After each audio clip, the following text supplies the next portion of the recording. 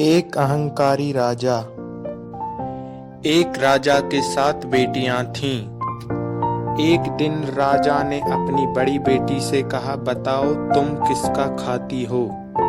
तब बेटी ने कहा, पिताजी आपका दिया हुआ खाती हूँ। दूसरी बेटी से कहा, तुम किसका खाती हो। पिताजी आपका दिया हुआ खाती हूँ। राजा ने प्रजा से पूछा, तुम किसका खाते हो। प्रजा ने कहा, राजा आपका दिया हुआ खाते हैं। राजा ने सबसे पूछा, तुम किसका दिया हुआ खाते हो।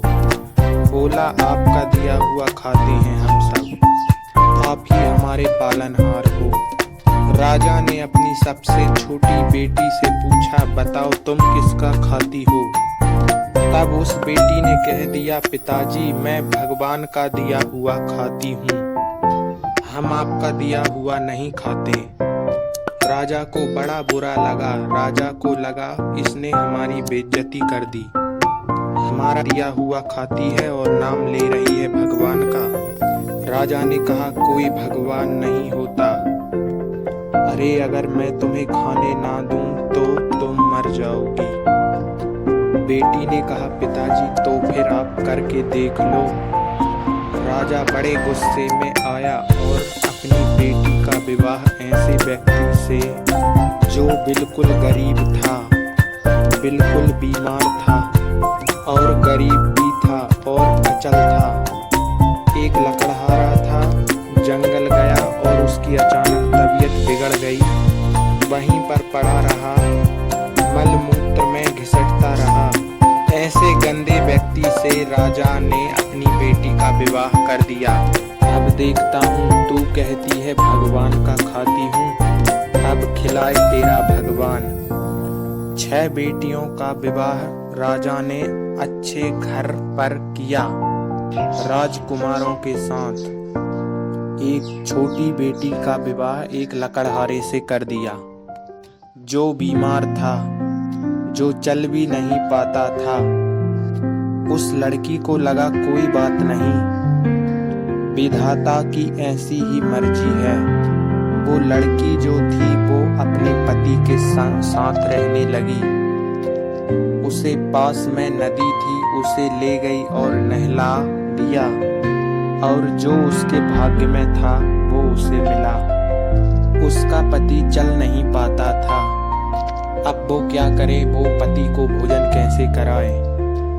तब वो जंगल की लकड़ियां बीनती और ले जाकर शहर में बेचती। 2 पैसा आता उससे दवाइयां लाती, कुछ रोटियां लाती, पति को खिलाती और दवाइयां खिलाती। और वहां पर नाग नागिन, जंगल था ना वहां पर एक नाग नागिन का जोड़ा रहता था। और जब वो दूध लाया करती थी तब कुछ बच जाता था। जब वो एक कटोरे में दूध नाग नागिन को भी रख देती थी। नाग नागिन दूध पीकर बड़े प्रसन्न होते थे।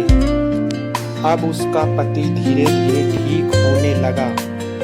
एक दिन नाग ने सोचा, ये इतनी सेवा करती है मेरी, इसका परोपकारी भाव है, अगर इसे धन मिल जाएगा तो यह समाज की बहुत सेवा करेगी। तब सांप ने उसके सपने में कहा, जहाँ हम रहते हैं वहाँ पर बहुत सारा खजाना गड़ा हुआ है। तब उस लड़की ने वहाँ पर खोदना शुरू किया।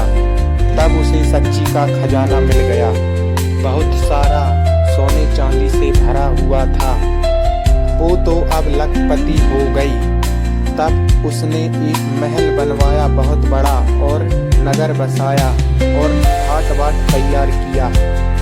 अब दोनों राजा रानी हो गए और उसका पति बिल्कुल ठीक भी हो गया।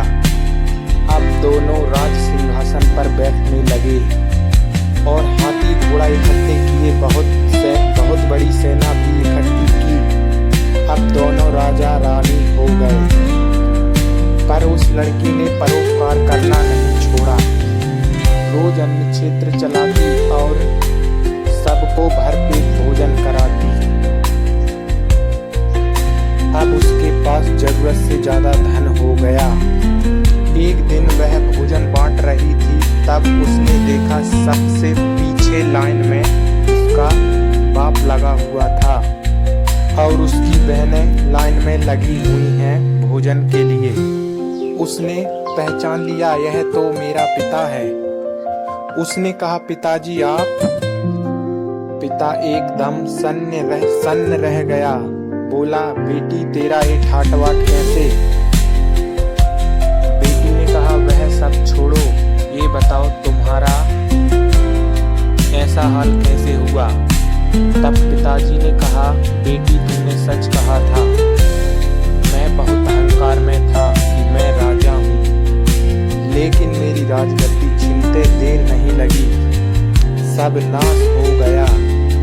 सारी बेटियां जिन्होंने ये कहा था कि पिता के भाग्य का खाती हैं, आज पिता कुछ नहीं खिला पा रहा है इन्हें, आज तू खिला रही है सबको। तब उस बेटी ने कहा, मैंने कहा था ना, सबको भगवान खिलाते हैं, सबको खिलाने वाला भगवान है और